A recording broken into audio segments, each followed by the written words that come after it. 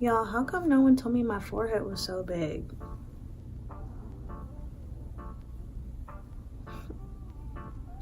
Yeah. I'm super behind on this series, but it's because I've been moving around a lot. I was in San Francisco, and then I was just in San Francisco. But I have a lot of updates, so this is my second episode, and on this one, I'm going to talk about how I got into the programs that I did, and then I'm going to do another one that is how I made my decision on which program I was going to go to, because that caused me a lot of stress, and I don't know how I did it, but I did it somehow. So how did I get into some pretty good PhD programs for communication studies? I got into University of Southern California. I didn't pay money, so I don't have a rich mom and dad. But I got into USC, University of Washington, University of Pennsylvania, and Northwestern. I got rejected from UC San Diego, UC Santa Barbara, and University of Michigan. And I have chosen University of Pennsylvania because, IBs and stuff. No, but that'll be what I discuss in the next video about why I made that decision. But for this one, I just want to talk about how I actually got into these programs, because I definitely think it is a little bit of luck and it is definitely research fit, but it's also the strength of your recommendations, the strength of your statement of purpose, obviously, and the networking that you do before you actually submit your application. For me, as soon as I knew I wanted to apply to PhD programs, I talked to every professor that I knew, basically, on a comfortable enough basis to say, hey, this is what I want to do. Do you think it's attainable? Do you think that these research interests are fitting for a PhD program beyond just a master's program? And when I got the green light from professors that I know and trust, that's when I then started doing my research. And I Googled probably countless of hours, just Googling to see who was at which school, what the programs are like, program size, what's the cutting research that's happening at that university. And what you have to do is, one, you've got to figure out if the place is really a fit for you by reading the professor bios and seeing what they're working on. And if you're interested in working with them, see if you have a professor that knows them or knows their work, or knows someone who knows them that can email you and introduce you. Or if you don't know anyone that knows the professor you want to work with, you just cold email them and see what happens. I've done both.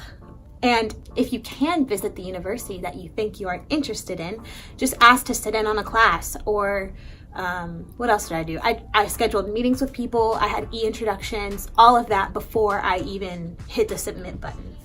Because by talking to the professors at the institution, you learn what they need to hear and what the admissions committee needs to hear in order to actually get that green light and get your acceptance. The next big thing is the strength of your recommenders.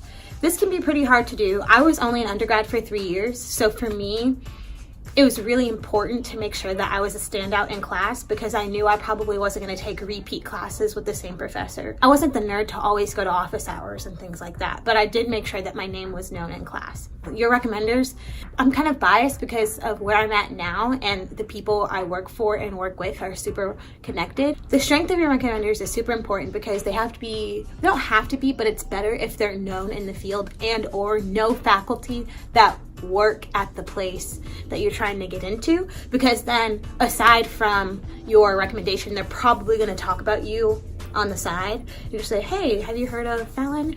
Yeah, she worked for me for blah blah blah and she's awesome. I mean, I am awesome, but just things like that. So the strength of your recommenders and who your recommenders know. And you have to be sure that your recommenders actually write about your research interests and how passionate you are and how dedicated you are to them. What I did is for each program, I listed all of the things that I think were priorities for that program and asked the recommenders to tailor it to whatever the differences are or the values are. So strength of recommenders and reaching out to people before you get there. And the third thing is the strength of your statement of purpose. If there is a professor, like I said earlier, that you want to work with based off of your research or the work that you've read by them, name drop them in the statement of purpose. Just do it. Just name drop them. Say, I'm inspired by Professor X's work, or my research heavily aligns with Professor X's line of research and just explain why you would be a good fit for the program, because you have to convince them that you're fit, and then once you get in, they try to convince you that you're fit, so you hit that acceptance button. So those are my 3 big tips. I hope that helps if anyone's applying to PhD programs. I think this is also applicable for master's programs. I attribute my success in getting into all these great programs simply based off of my networking. Like, yeah, I guess I'm smart, but there's a reason that I'm able to do this straight out of undergrad, and I think that reason is because of who I spoke with and who I made sure knew my name. And that's really, that responsibility is on you. And you know, it's a luxury because some people have more social capital than others. It depends on where you're coming from, but it's just the name of the game. It's a social game. But if you don't, like I said, if you don't have access to professors who know people at the programs you want to do, reach out to those people directly then. Like if you don't know anyone who knows Professor X at XYZ University, but you want to work with them, just email them, cold email them. Don't be afraid. And if they don't reply the first time, email them again. Be persistent. Show them how passionate you are and how much you really want to do this. And I think that will help you a lot. Ooh, okay, right? No, these are some things that I wish people told me. And I've heard these things from certain people, but I just didn't realize how much of a social game it actually is. So if you're applying to master's or PhD programs, drop questions in the comment section and I'll try to help as much as I can. But yeah, I'm going to UPenn. What's my class? Class of 2024 for my PhD and master's, you know, because we're living it up. But yeah, no, seriously, if you have any questions, I've had a couple people DM me on Instagram. Actually had a Facebook message too. So if you can get in touch with me and ask me any questions, I try to reply to comments. But if you need help, let me know. All right, see ya.